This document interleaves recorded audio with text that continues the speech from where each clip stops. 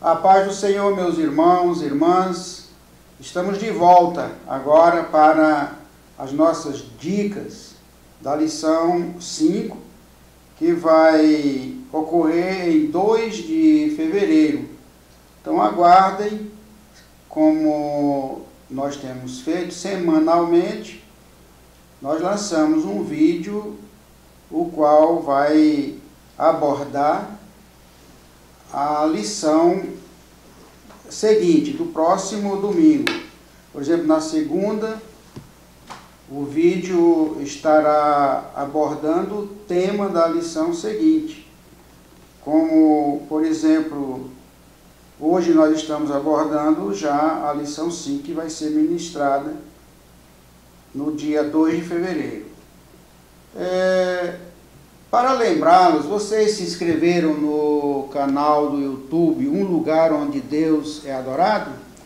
Visite o site e dê lá o seu like, dê sua impressão, assista, porque nós queremos cada vez mais melhorar esse vídeo, essas informações para vocês. O tema da nossa lição do próximo dia 2 de fevereiro é a missão da igreja e os objetivos político-partidários. Então nós vamos ver que a palavra missão estabelece uma relação com objetivos. A missão aqui é da igreja, é dada por Deus. E os objetivos político-partidários são traçados como uma espécie de doutrina pelos seus fundadores, pelos seus personagens fundantes. Olha o fundamento, as referências bíblicas e os objetivos. Nós não queremos ser repetitivos e falar para você sobre o objetivo, mas a lição bíblica ela sempre obedece a um padrão. Esse padrão corresponde nas faculdades a um trabalho de pesquisa, metodologia científica. Tem o título, tem o tema, que é no fundamento, no nosso caso, tem a introdução, geralmente 3 pontos com seus subpontos ou subtópicos, conclusão e referência bibliográfica. Isso é um padrão, isso é uma formatação, portanto fica fácil de você, professor, memorizar esse padrão ou mentalizar esse padrão. No objetivo geral, nós temos que estudar sobre a missão evangelizadora da igreja em contraponto aos objetivos ideológicos dos partidos políticos.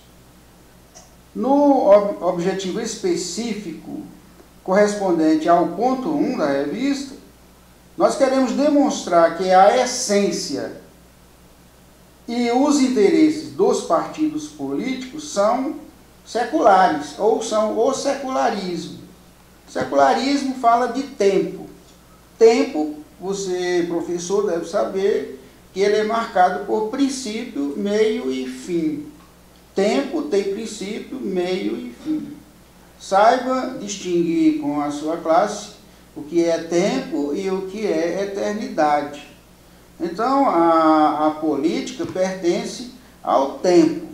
O segundo objetivo, que corresponde ao ponto 2, é mostrar que o mundo político partidário é indiferente ao êxito da igreja.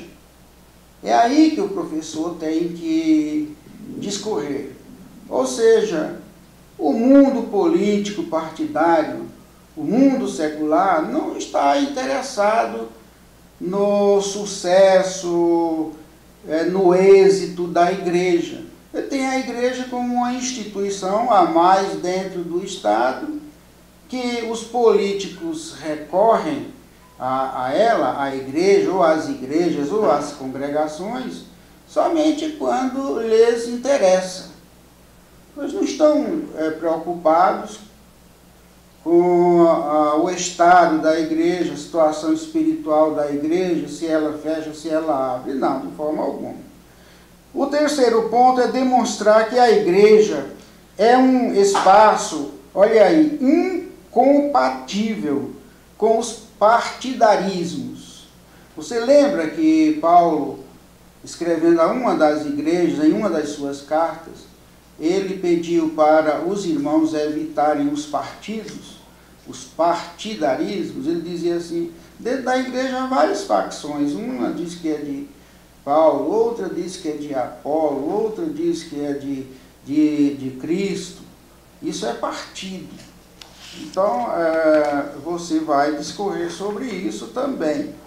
A introdução, nós não queremos entrar no mérito da introdução, mas apenas lembrar da importância que o professor deve dar à introdução, no sentido de não comentar a introdução.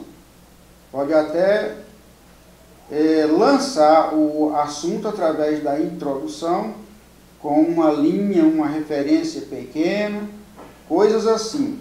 Mas o ponto 1 da nossa lição é: os partidos políticos potencializam o secularismo, porque é da sua natureza o secularismo. Secularismo, materialismo, todas essas coisas, as situações naturais, tudo isso é potencializado pelos partidos políticos. Eles não estão interessados em vida eterna de ninguém, em vida espiritual de ninguém, em afinidade com Deus, comunhão com Deus de ninguém. Não é da sua competência, não é também da sua essência. O subtópico 1.1 fala, ou é uma questão, é um questionamento: qual a essência do partidarismo político? Os partidos políticos são agrupamentos de pessoas que traçam uma direção comum em torno dos ideais e aspirações pelo poder secular. A respeito disso, você, professor, professora, comentarista, facilitador, está muito bem inteirado, porque nas lições anteriores nós já falamos sobre isso. O subponto 1.2, a igreja já tem o poder que necessita. E que poder é esse que a igreja necessita e que já tem? É o poder espiritual proporcionado pela presença do Espírito Santo nela. Ou seja, se ela já tem o poder outorgado por Jesus Cristo na pessoa do Espírito Santo, ela não precisa ficar correndo atrás do poder secular. Porque no momento em que ela tem o poder secular e o poder espiritual, ela não sabe o que fazer com o poder secular. Ela vai se corromper. O ponto 2 fala sobre o poder político é indiferente ao êxito espiritual da igreja. Repetindo, ela não está e não é da sua competência, da competência dos partidos políticos, fixar suas ideologias, fixar seus doutrinamentos em relação à igreja. 2.1. Para os políticos, os interesses de Jesus são secundários. O que vem a ser secundário? Os interesses secundários, quer dizer, os interesses da igreja, relacionados à igreja, para os políticos, está em segundo plano. Está em segundo plano, ou terceiro plano. Não sei nem te dizer, ou dizer para vocês, se é terceiro, quarto, mas que é um assunto secundário para eles, isto com certeza. E a igreja também, aqui no ponto 2.2, ou subponto 2.2, diz assim: crise ética. Eu vou ler aqui apenas um parágrafo para vocês entenderem. Crise ética. talvez o maior drama de um político convicto seja não tornar-se um politiqueiro. Por quê? Porque a tendência da política é descambar para a politicagem. Politicagem não é feita por político, mas por politiqueiro. A política do Brasil, nos últimos 30, 40 anos, tem descambado mais para politicagem do que para a política. Então, nós estamos passando atualmente, ou passamos até recentemente, por uma das maiores crises éticas da história do Brasil. Pessoas passaram a não confiar mais em instituições nenhuma, e até a igreja, por causa do envolvimento de certas denominações e congregações com a politicagem, com a política partidária, até muitas igrejas perderam a sua credibilidade por causa dessa crise ética. Então, a mistura da igreja com a política pode tornar a igreja igual a um barquinho solto no meio do mar, tangido pelo vento de um lado para outro, sem saber aonde vai chegar. Esse é o grande perigo. O professor deve explorar esse problema da crise ética. A crise ética que toma de conta do país não pode tomar de conta da igreja. Então, no subponto 2.3, a igreja deve conservar suas propriedades. Igual o sal conserva os produtos, os seus nutrientes, assim também a igreja deve conservar as suas propriedades. Que propriedades são essas da igreja? Discuta com sua classe. E, finalmente, o ponto 3 aborda o seguinte assunto. A igreja e a Babel de partidos políticos. O que é Babel? A palavra Babel significa confusão.